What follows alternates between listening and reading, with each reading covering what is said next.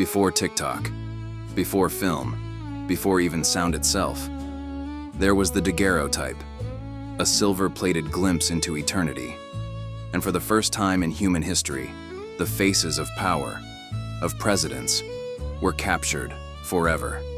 Let's walk through the ghostly gallery of the earliest US presidents ever photographed, and the haunted stories behind those fragile frames. The first was John Quincy Adams, not while he was president, but 14 years after he left office.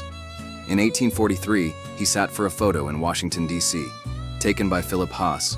He was 76, tired, but sharp.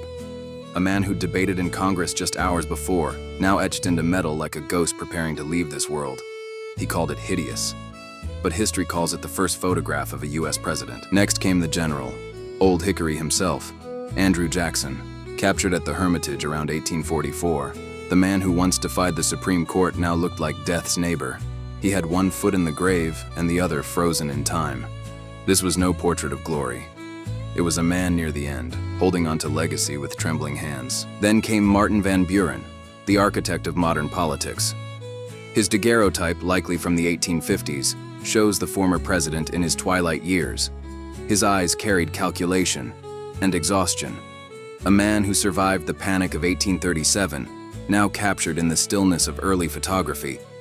He was slick with style, and sideburns thicker than his approval rating ever was. And then, the most controversial of the early images, John Tyler, the first man to become president by death. He was photographed a decade after leaving office, and later branded a traitor for siding with the Confederacy.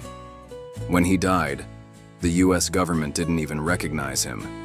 But that photograph, that image still stands, defiant, quiet, staring straight through the lens of time. These weren't just portraits, they were relics, chemical whispers of men long buried. Each one stared down the camera like it was Judgment Day. And maybe, in a way, it was.